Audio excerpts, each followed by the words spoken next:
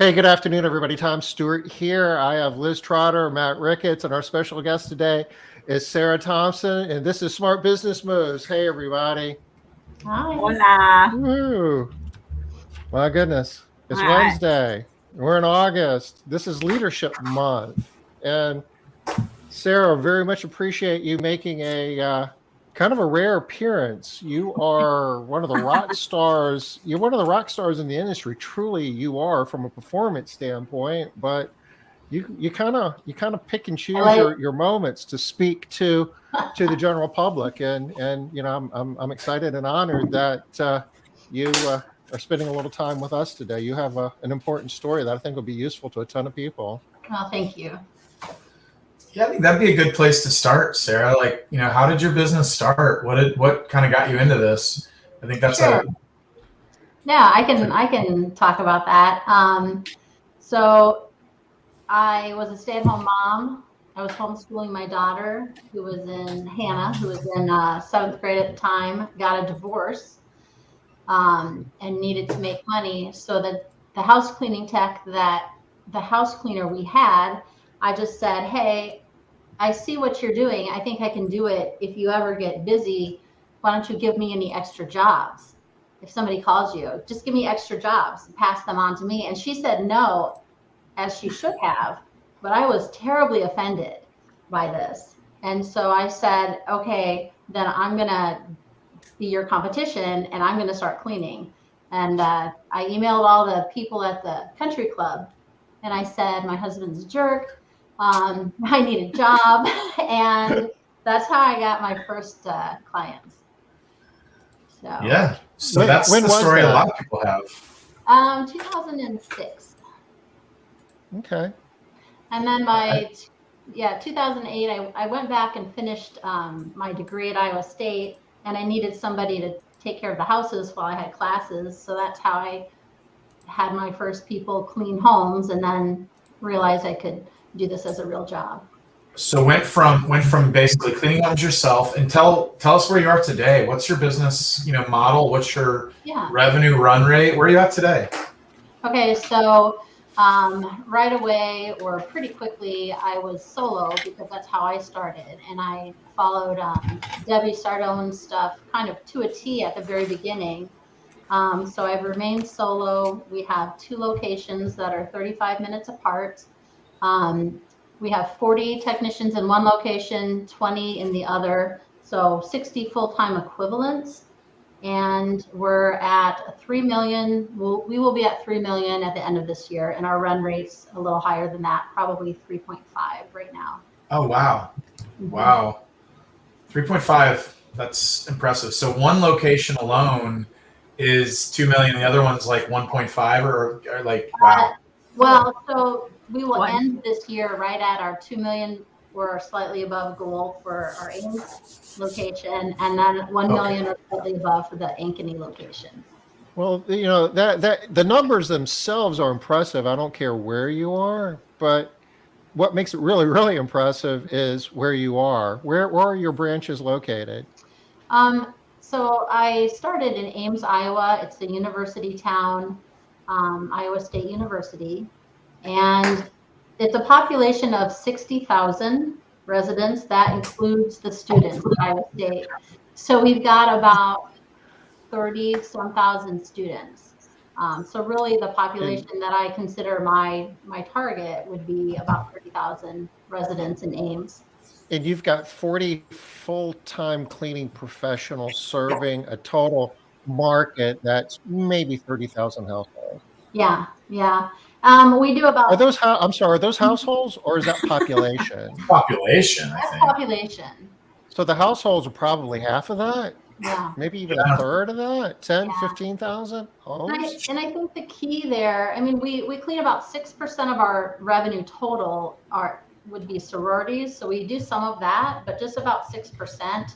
And then it's too small, as my understanding at the time. We have no franchises that take up, that live in Ames. So the closest franchise, Molly Maids or Mary Maids, has to drive from Ankeny or Des Moines. So about 30-40 minutes into Ames. So really we were able to dominate and there wasn't another professional cleaning service who kind of came out with brochures and, logoed and looking professional. And so we just dominated.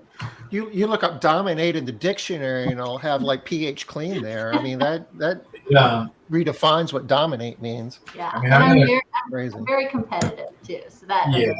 I'm in a market that's like 300 times bigger, and still, like, that's just amazing. So, I mean, like, put it in perspective, there's like 1.2 million people that I could probably service within, 20 miles of my location. And you're doing that with 30,000 people that are like your market. Obviously, it's affluent. It's a college town. That's part of it. But anything else that kind of sticks out as to why you're able to dominate at that level? Like, I mean, obviously competitive, you said. I mean, crushed all the bugs. We have had people kind of come and go, but I think I've always kind of gotten grief from cleaning business friends for being a little office heavy, but I like to argue that being office heavy has allowed us to kind of stay up on things, really maintain our quality. Our customer service is really great. So it's cleaning, but it's also how are we treating our clients and making those relationships and having time to make those relationships. So I think argue that your structure is good if you're planning on growing to double your size, which seems to be like what your goal is. I think you have a really good structure for aggressive growth. That's for sure. Is that kind of in the cards? What's next? Well, we opened Ankeny 6 years ago because I anticipated hitting a ceiling in Ames. I just thought there's no way we can grow much more. And I think we had a year where we had a 6% growth or something, which I considered really low. And so opened Ankeny because it's a really fast growing suburb right outside of the Des Moines metro area. It's a super fast growing town. But Ames has continued to grow. I mean, we've raised our rates as well, but we've continued to grow. And then, we added 10% commercial and so that's helped our growth as well. But as far as continuing that, Ankeny is really our focus. Ankeny could be at 2 million easily and possibly 3 because it can go into the metro. So that's where we kind of want to focus without rocking the boat. Des Moines being the next biggest city. Yeah. But another thing is, Sarah, how long has Ankeny been open? 6 years. Yeah, I mean, I think that most people would consider that a really short amount of time too. Mm-hmm. Yeah. Yeah, and I think the success of that is really because I call Ames our core. It's like our home office because we have our marketing person there, we have our bookkeeping and payroll. So it's really helped Ankeny grow faster. Yeah. Did Ankeny start off like as a positive experience, or were there moments when you maybe were thinking that, well, gee, the second branch thing maybe isn't such a great idea after all? It was challenging as far as making money. It didn't make any money the first year, kind of made up the difference the second year, and by the third year we were making money. And Ames carried that as they got their feet under them. And it's been a struggle with consistency and maintaining consistency between two offices for us, because that's really important to us. We have the same policy manuals, the same training, the same verbiage and all of that. That's been a struggle, finding the right manager and growing there, because we know what we're doing in Ames. So finding the right manager, that kind of falls under this whole leadership thing. So, you say that, so it sounds like maybe you experienced what it's like not to find the right manager before actually. Tell us that story. Well, I like to promote from within when possible. We started our second office with our scheduler from our first office, put her in there, and we realized that was a bigger jump than she was ready for. And then that was a sudden, she left suddenly after we went to Las Vegas conference together. So that was awesome. And then We hear that so often, right? know. You take the manager to convention and then bam, they're gone. they're out. But and then we had somebody else in who was steady Eddie and safe, but not growth minded at all. She wanted to keep everything kind of within her own, control. And I just needed to wake myself up and make myself work harder and address that situation. So when we let her go, we pulled in a bigger office team. So really, again, we got a few more people in that office to work, and they were working together as a team versus just having one person kind of have control of that. It's been slightly painful. We have an office team there now that is wonderful, and we actually have one of the top people in that office starting out as a technician with us. So, I mean, that's my favorite story because I think our office staff in the past has shown leadership and mentored her, and we've allowed her to go from technician to a trainer. She was then QA, and then she was a scheduler, and we've just promoted her to a staff supervisor. Get a little practice with write-ups and how to deal with staff and things like that, and she'll be a manager soon. So that is cool. I love that. That's inspiring for a lot of people too. Yeah. Sarah, one of the things that you said was that when you had this other manager that just steady Eddie who just wanted to keep everything the same, you said you had to like kick yourself in the tush and work a little harder and do some stuff. What did you mean by work a little harder? Well, what I meant is I had gotten fairly comfortable with the amount of hours that I spent in an office, and my core office was busy enough. So taking out that manager and getting, hiring and finding the right person meant that I had to sit myself down in that office, in that desk, and I had support. I didn't have to answer the phone and do a sales call, but I just had to be there. And I had to get over the hump of not wanting to be there and being a little too comfortable. So that was all me. Yeah. But like most things are, if you're the leader, it's all your fault. So.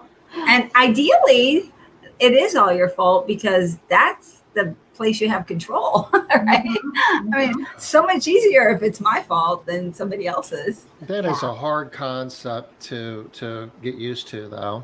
I mean, Yeah. once you figure it out, it's obvious.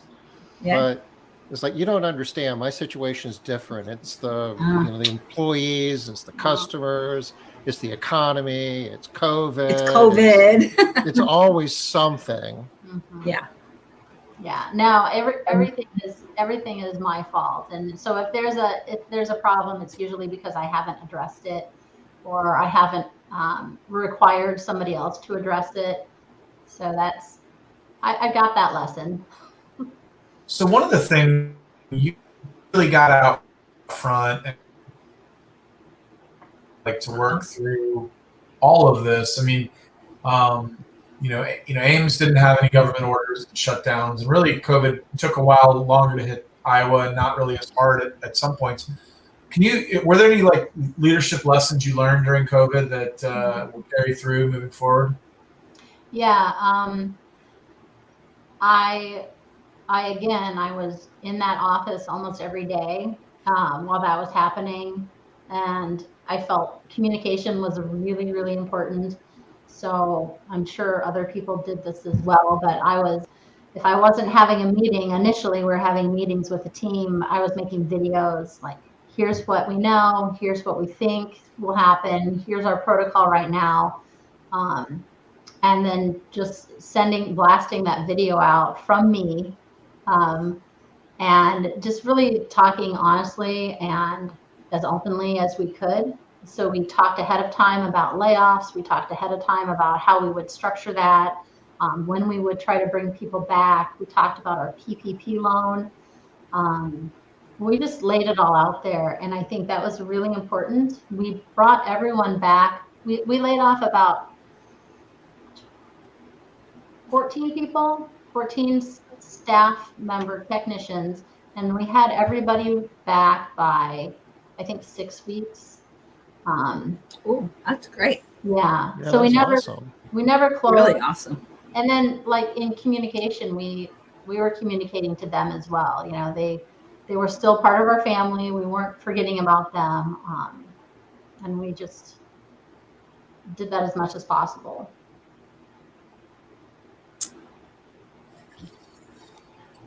I'm kind of curious back to your second office. Ankeny, is that the name of the town? Yeah, Ankeny. When you came to the realization that you were going to have to stop being as comfortable as you were, what were the actual steps you took? Did you started recruiting for another manager, and did you just find, how hard was it to find the right person? Did you find the wrong person a time or two before finding the right person? How did that whole process go? Yeah, we're still working on that. So I really love the process that we have now for hiring any office staff. We do. So I do that hiring myself. And I just got in there, and yes, I was taking applications and doing, I asked people to write me something, because they're going to do sales. They write me something, then I phone interview them, and then I bring them in for a group interview, not just with me, but with everyone in the office. And then I bring them back for a second interview with everyone in the office. And I hadn't done that previously, but I really do like that group consensus.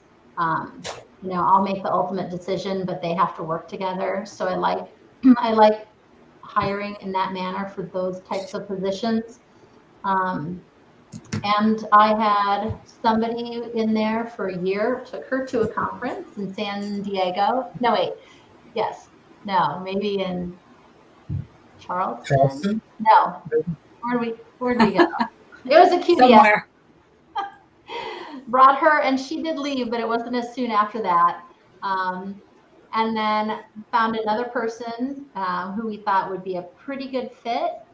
And she didn't make it more than 6 months. And no, it's not smooth. But what I love about our team is that we can pull people in and out, and we can backfill that. So nobody's missing a beat. We're rearranging tasks until we get that person in, that head it's person. not all like that either. So You've got some steady eddies too that have been with you for a long time, but you're always evaluating talent and deepening your bench if somebody comes along. So yeah. Your team is participating in the process of hiring their boss, in essence, right? Yep. So how does that go when they hire that person? I imagine they figure out before you do that it's not going to work. Do they? I mean, how does that whole process go? When somebody's new, I'm checking in with the team, and usually they're hesitating and giving feedback. But when I ask for feedback, they tactfully give me pretty good feedback. And in one case, we had a really, really great manager. It just wasn't her. It wasn't her passion. And then the last manager we had, she just couldn't quite get the hang of all of the activity. So our staff was able to give me good feedback. That's not why the managers exited, but it was helpful in knowing is it us, is it the person. They know the drill, so they can kind of tell if somebody's just not getting it, versus if it's something that we're doing wrong or we've got it organized incorrectly. Do you ever have anybody on your staff that ask the question, how come you're not giving me the job? Or do they happily accept the fact that you're being somebody from the outside that arguably doesn't know what's going on as well as they do? Mm-hmm. Yeah, well, we did have kind of happen with the gal that we have in now that was a technician moving into, trainer, scheduler. We would have considered her, and she knew it, and she kind of wanted the job, but she was taking maternity leave, and she was going to be on for a full 12 months. So we had to decide, can we function without her? And she wasn't, we didn't quite know if she'd come back. So we had to make a decision to put somebody in that place. But when that person didn't work out after 6 months, yeah, she was all ready to raise her hand and say, let's go. In fact, the three people in that office, I raised everybody up one position, and they were all like, we want it, we can do it, let's go. Okay. Sarah, one of the things that you were, when you were talking about the different positions, you made it sound like they always leave. I didn't hear you talk about having to relieve anybody of their duties. Is that by design or? No, the one I was complacent with, for too long, we asked her to leave. Oh, okay. So the other two left on their own. One, it was a life change, and she wasn't into it, and that's fine. And the other just knew. She just knew. We all knew. it's like, yeah. Sometimes it's easier to leave when you know you can't do the job. Yeah. I think that's part of leadership too. Sometimes, like, you have enough coaching with them, they know the writing's on the wall, and it's not the right fit. So is that an ongoing process? You're coaching them, you're sharing feedback, and they're fully aware they're not meeting your standards. Is that kind of how you? Yeah.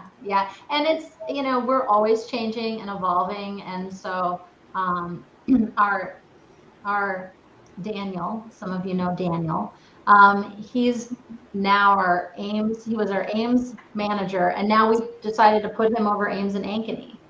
And so we're always kind of shifting the structure and making sure people know who's your boss, who do you talk to.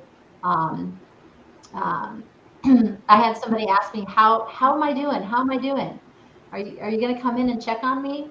And I said, well, you should talk to Daniel, talk to your boss, because he will tell you how you're doing.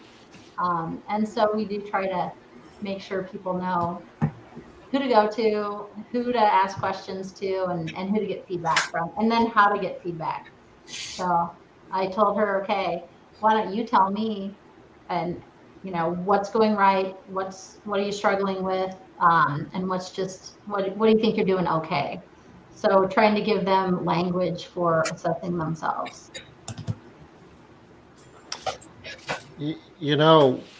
I guess, Liz, we could probably speak a little bit from firsthand experience about how hard it is to stand up, satellite offices, especially getting leadership. You mentioned Daniel. He works in your Ames office, which is kind of like your home office. Mm-hmm.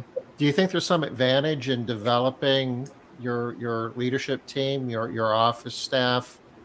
You spend more time, I assume, in your Ames office. I do. I spend every Monday there. Okay. The entire day, or from about 10 to 4, for sure. That's like a for sure time. But yeah, so we want to bring people to conferences. I want to bring somebody at every conference now. We're just planning on bringing 2 people, because I want them to stay invested. I want them to learn something and get excited and have an ownership mentality. And I think everyone I have there has an ownership mentality in the office. Okay, I really love this about you, Sarah. So I think that most business owners, if they had the experience of taking a manager twice to convention, Mm-hmm. and that manager leaving, their thinking would be, I'm never doing that again. Actually, I know at least 2 business owners that are like, I'm never doing that again, never taking anyone. And I never want to talk to them about money ever again, because they have this feeling like that was where the problems hit. And I know that is not your your mindset at all. Your mindset is very much about, hey, you're running this company. You need to know the numbers. You need to know how everything's working. Can you talk to us a little bit about your reporting and how you keep the people engaged by doing that? Yeah, so we really focus on being very transparent. So we'll focus on every week, what were our sales, other numbers as well, like how many staff do we have, what's our retention rate, how many quotes did we do. We do a weekly staff meeting with the entire office. Now we're Zooming both offices together. On Monday? On Monday. How did I know that might be what's happening from 10 to 4? Yep. And we just lay it out there, and everybody is working towards the same goal. So we set a bonus, revenue goal, and then if they're over that for the week, they get a bonus amount. So that's really, we've been doing that for 7 years. That's really kept everybody focused on growth. And then what we talk about is how do we, how many people called in sick, and making sure that they see the correlation between people quitting, people calling in sick, quality scores, and our revenue going up or down. And that goal is always moving, so we adjust it up. If we're hitting it every time, we adjust it up. But that's been really key to get everyone on the same page.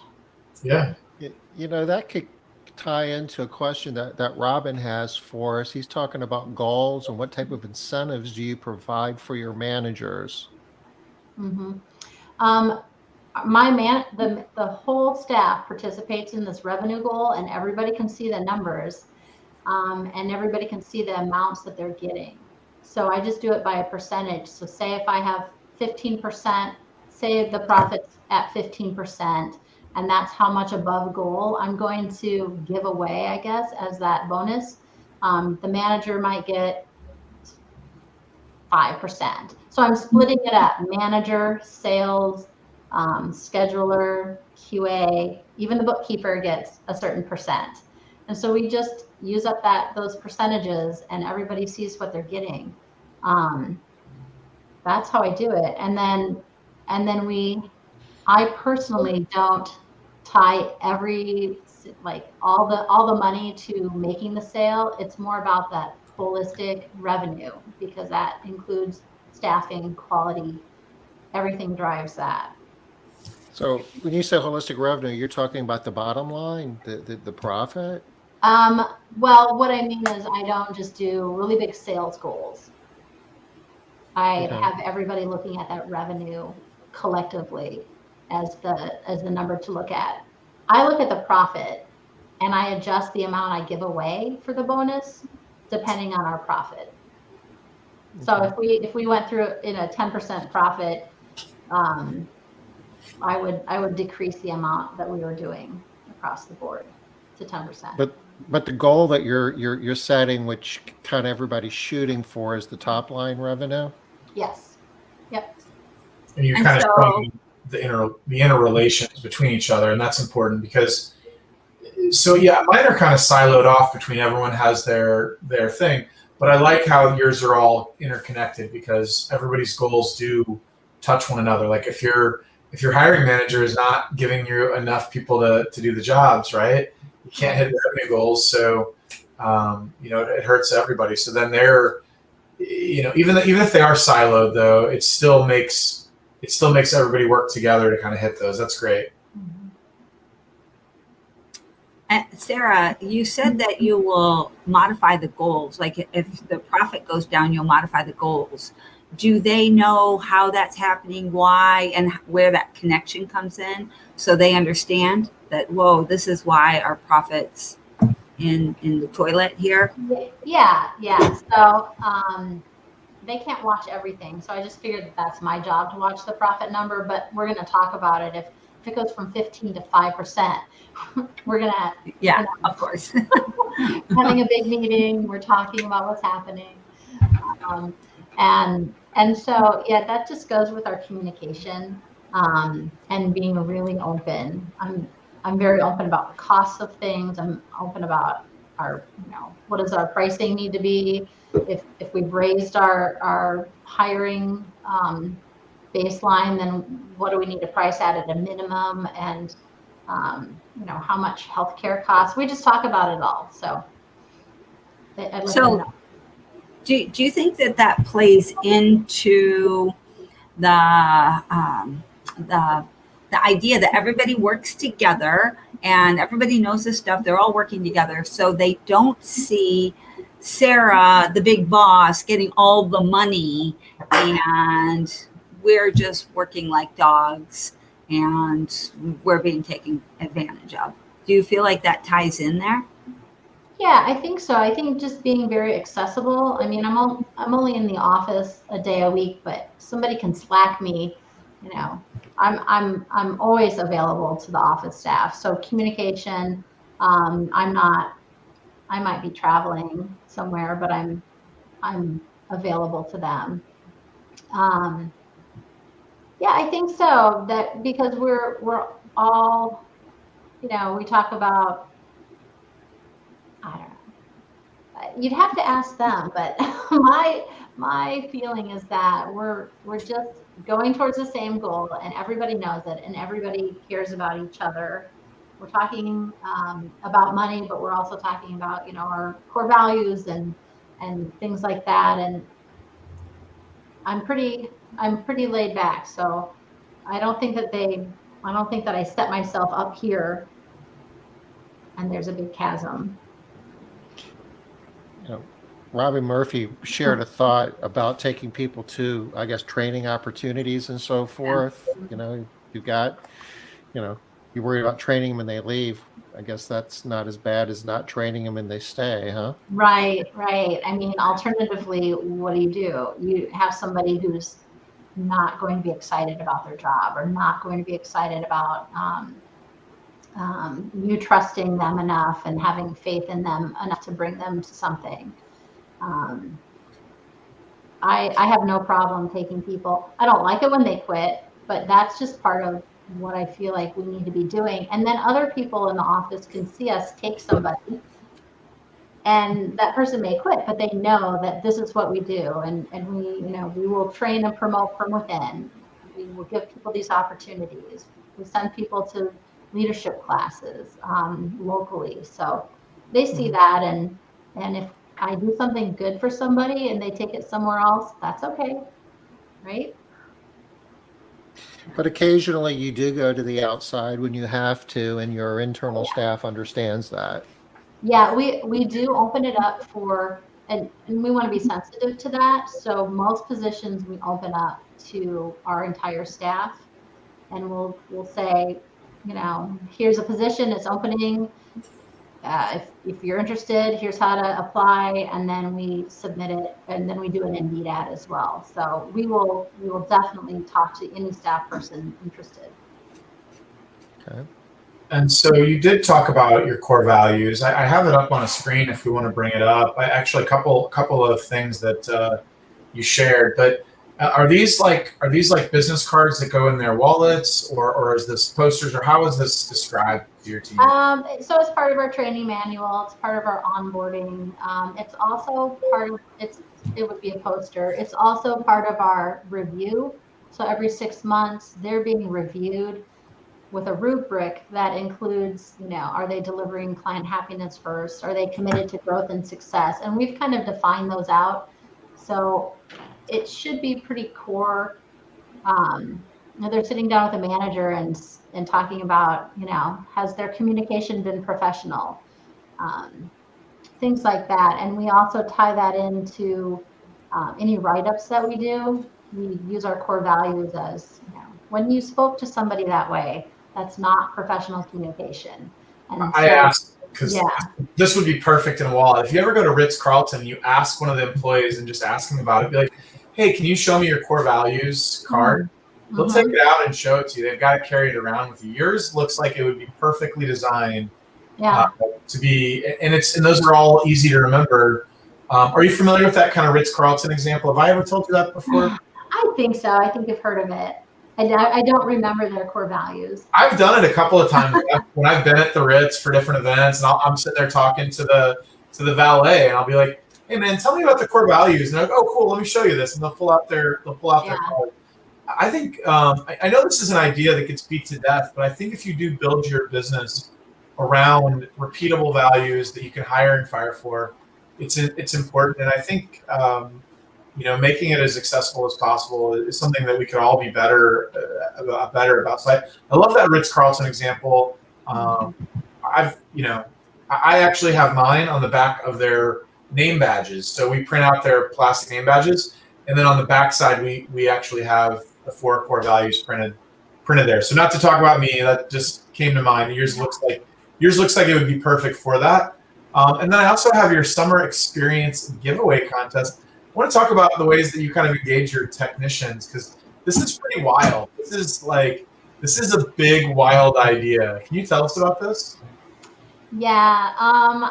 Well, picture how everyone was freaking out about hiring in April and May, especially April. And we had staff, hiring was an issue. It still is an issue, but my goal was to hold our staff as long as possible through the summer. And I'm intrigued by this idea of giving away something at a certain point in time. So we just tried this for the summer. It was 3 months, and we have our drawing next week. We'll do it live at a meeting in Ames, and then broadcast it live in the Ankeny office. So we're giving away 13 prizes. One technician will win a trip for 2 to either the beach or Nashville or Colorado. 2 people will win the more regional trip, and then 3 people will win a kind of a night out or a car detailing. And so down from there, we give away 13 prizes. We'll do 1 drawing from the office staff, and really everybody got like a golden ticket, I called it, when they had perfect attendance for the week. Is that like Willy Wonka? Yeah. Yeah. So, and then if they had perfect attendance for the entire month, they got an additional 5 tickets. So really their odds of winning, the more that they were at work, were increased. And of course they have to be employed by us to win. They have to be employed by us to use this prize. So I would love for once you have the data on this, if it'd be okay to share with, I know we talk on the side a lot. If it'd be okay if I share with people how this impacted things, like, basically retention would probably be the number one thing that you're looking to have improved over a very hard retention period, right? We know that people were having tremendous turnover and things like that. So I would love to see your final numbers once you kind of run through the summer. So this is a bold move. I mean, this was expensive to put this on. Do you have a dollar amount on what you're investing in this? It's going to depend a little bit on which direction, because I've given a lot of choice here also. Sure. I'm estimating 7,000. Okay. All right. I would have thought more, but okay, cool. We'll see. Yeah. Right. I mean, I guess the trip to the beach isn't crazy nowadays.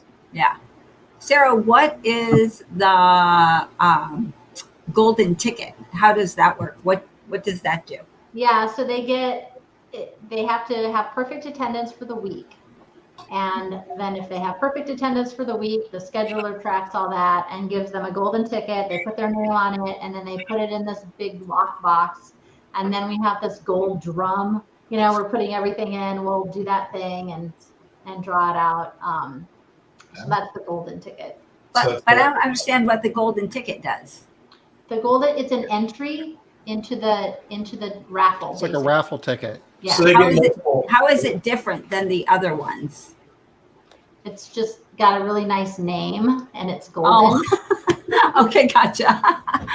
All right. So it doesn't it's not like worth 5 tickets or anything like that. Okay, gotcha. They get entries for different things though into this. So attendance was one. Anything else that they can get? Nope. No, they Keeping it simple. They have to be they can't be in the danger zone for write-ups. Okay. So those people won't be able to get called on. And then the winner, the grand prize winner has to be full-time. So that's the one caveat. Any other part-time people can win any other prize except that big grand prize will go to a full-time technician. Okay, cool. All right. They're excited. They've worked through a long, hard summer, and they've had masks on like for a year and a half, and so We didn't even even if it doesn't help for retention, even if it's just for morale, For the summer. yeah. Yeah. Did you guys? Let's see. I saw a couple of questions over here. Yeah. Sarah, Mitchell would like to know about your admin office staff arrangement in each location. Sure. I'll just say the home office has bookkeeper, marketing, and Daniel, the manager, who kind of covers both. And then each office has sales, scheduling, and QA as kind of the core office particular to each location.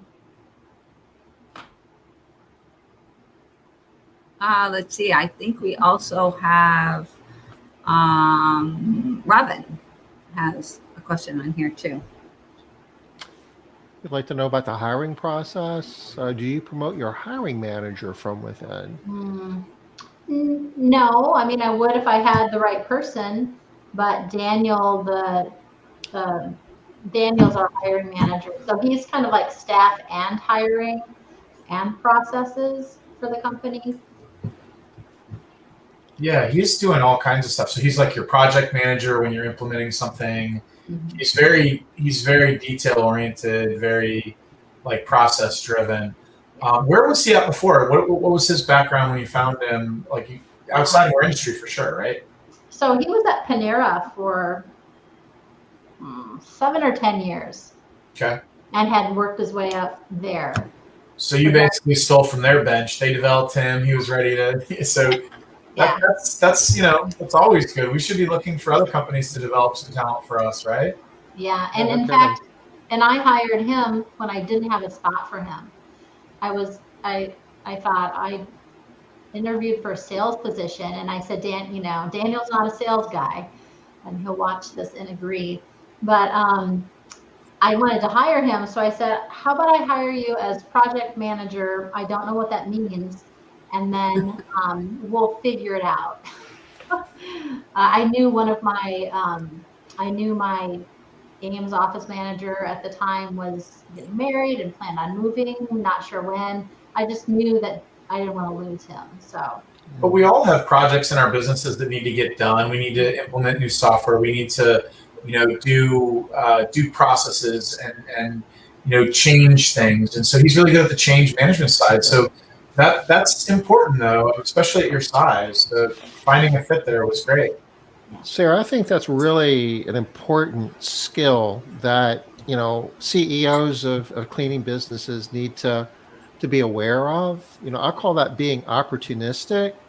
You're interviewing for a certain position, but if you stumble across somebody that's got talent that can fit into your vision, I mean, you have to know the economics and can you afford to do that and then build into it. But when it works, it can work out really well. And this is an example. So don't just get blinders on. It's like, well, no, I'm going to let that person go because they're not a salesperson. Yeah. And we've also shifted people. We've had Kim, who's been in our company for 10 years. And I just decided this year that she's going to get a trip to Nashville for her 10-year anniversary. So I guess I've started that. I've established that now. But Kim was our salesperson and grew into a part-time position, into 3/4 time, ended up being full-time sales in Ames, and she was done with it after 7 years. She's like, no. And she actually wanted to leave, and I said, okay, yes, you can leave, but what do you want to do? And she wanted to do marketing, which she had gone to school for. And I said, well, why don't you find someone, like, why don't you ask your boss if you could do marketing? And so she hadn't thought of that. And I'm like, that's, you have too much knowledge to leave. So I gave over the marketing that I had been doing, and Kim does that now, and then backup sales. So we got creative with that because it was important to keep a good person. If they wanted to do something different, I wanted to give them a chance to do it. It's awesome. Yeah. So Sarah Mitchell again wants to know, did you start your locations with an admin, or did you start them as satellite locations? So I'm assuming, did you, start them without having a local leader? Yeah. We did about 6 months where we're 35 miles from the 2 offices. So we did 6 months where we sent somebody to clean, just scheduled 1 or 2 technicians to clean. And I think we maybe had 20 clients at the most. And then we opened officially got an office located and had a manager hired and sitting there after that. So I said we lost money the first year. That's part of the reason. Yeah. I wanted a manager in place, like somebody who could look at people, somebody who could come in and talk to them about things. I wanted a home base for those technicians, and I wanted to hire in the town that we were cleaning in. So I put somebody in place pretty quickly.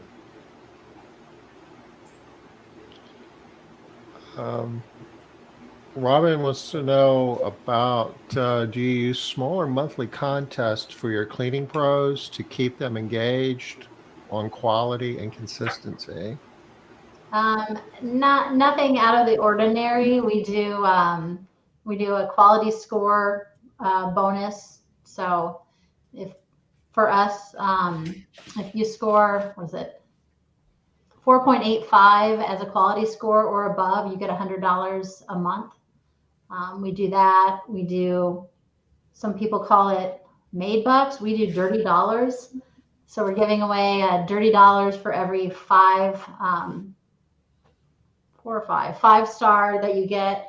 So those are the 2 things that we do specifically. Once in a while, we'll do, post your before and after, and we'll draw the best one, something like that. I'm not that creative. I'm not that fun, so I don't do a lot of contests. That's a lot more than a lot of people do, though. It's more than I do. Yes, this is true. And you do it consistently. I think that's that's a big piece of it. Yeah, I think it makes a difference for people. I think leadership definitely, like top to bottom. I think you set good expectations across your business, and I think from leaders down to the technicians, like you said, they know who they're going to talk to when they have a problem. They don't have for one thing, I think probably the way you have it set up is it's not as fractured like it is. There's direct lines of communication, and everybody knows who they're supposed to talk to. That's important as you kind of scale up. Even if people have multiple hats they have to wear, they know who they're reporting to and who they're responsible to. The 4.85 quality score equating to the $100 bonus, you've got about 60 cleaning professionals. Have any idea roughly how many of them on average get that bonus each month? Yeah, I'd say a third to a quarter. Okay. But that motivates them every month. They're trying to do that. It motivates them a little bit. It's debatable. We like to say, you're also rewarding the people that just inherently are going to get that score and do that great job, and there's nothing wrong with that either. And then you get that really bad score at the beginning of the month, and you go, I'll never get it. Now, do they take it easy the rest of the month? No, they go in and talk to their manager and they say, "Can you change the score?" It was like, that's not fair. That makes sense. I did a good job. It's that's Daniel's the customer's favorite. crazy. That's Daniel's favorite part when that happens. The customer's crazy. But I really do like that. This idea, I know it's not a motivating thing. I think that's kind of improved through research a lot, but I think it's better that you're rewarding those people for doing it. I think that's almost better than motivating them or incentivizing them in the front, because so many times that's a huge frustration for people is, I'm doing this amazing job, so and so's not, and we're basically getting paid the same, we're treated the same. So that nice built-in reward, that actually is not incentivizing, but it is very team building. It builds the loyalty for the company. So I like that. Yeah. So we have a couple of questions about teams or solos, and I guess two-part You question. did tell us. Solos. Did you ever consider doing teams, or have you been solos from the beginning? I always consider doing teams, and we always haven't gotten to the point where we have to make that shift. I really admire or am very curious about the companies that can run some teams and some solos. I think until we really hit our head against a staffing shortage that we can't get over, or a hump, or some revenue stall out, I think we'll stick with solos because we can control the costs better. Yeah, I always thought solos weren't going to be as big of companies, but over the last year, the three biggest companies that I've run into either run solos, predominantly solos, or like a mix of some team and solos, but they all have solos in the mix to be able to scale. So I think solos makes a lot of sense for a variety of reasons. It's just sometimes it's harder to find those quality staff members. So you've definitely built a good pipeline and good bench, good training program too to build solos up, because that's the hardest challenge people have is like, how do I hire somebody and get them out in the field and making money for me in a reasonable amount of time? And I think they miss that it can be done with solos. It's just you got to have a solid training process and stick to it. And how many homes does a typical team of one do a day? One really big home, and then they might go help someone else, or typically it's going to be a home in the morning, a home in the afternoon, or first and second home. And then we have everybody calling in between 2:30 and 3:30 saying, who needs help? And so we might go finish a job or throw a solo on a deep clean that's going wrong, or somebody that needs help finishing up. So typically 2. Do you have, Sarah, like a lot of people have different metrics for when they team people up, like a certain size job or a certain number of hours, or do you have something like that? Yeah, if our houses are above 5 hours, we tend to try to put them in the morning and split that job and just write it as either ideally we'd write it as 2 separate jobs, like split the house up or split the job up, and each person does their thing, they're part of it, and then they go off to their afternoon job. Sometimes it doesn't work as smoothly, but that's the goal. I do have a couple of questions here that I've written down too. Anybody else over here? No, we got all their questions answered. So one of the things that you said that was intriguing is you said that you brought so you had to lay off, I think you said 17 people, and then you had everybody back in 6 weeks. I know in my company, when I had people that were gone, it was because they were all parents and they couldn't come back because they all had kids. But I'm guessing your people didn't have kids. So who do you have working for you? Right. In that it was a mix. We did deal with that a little bit. And so some of the people we brought back we brought them back part-time. We might have had one person decline because of childcare, or I think that there was one issue that way. A lot of our daycares did not close down. Oh. So we did not have daycares closed. We are in a very Republican state. Yeah. And so we didn't run into that as a huge. So you didn't lose the issue. kid. Okay. I thought that you must be hiring different people. I was like, No, oh, she's not hiring parents. Yeah, in Ankeny, I will say we only have probably 3 out of the 20 full-time, 3 that have children. It's weird, but in Ames, it's a broader variety. And are they younger or old? I'm guessing younger people just before they've hit that time of their lives. I'd like to tell you my average age, but I don't know. We hire more younger, 22 to 24 probably is more of an average. Okay. And then I was also wondering, because this is leadership we're talking about this month, when you're hiring your different managers and supervisors, etc., I'm guessing you have a certain list of leadership qualities that you're looking for. Do you mind sharing those? Sure. I want somebody who is positive, who will take feedback from other people, not just from me. Somebody who really wants to make sure everybody else is okay, everybody else is comfortable, and be a team player. So less focused on, I mean, if we know them, we kind of know that coming into it, but those are the things that I'm looking for if I don't know them. I want them to be more of a we mentality than an I. Okay. Do you have a way to check on that? No.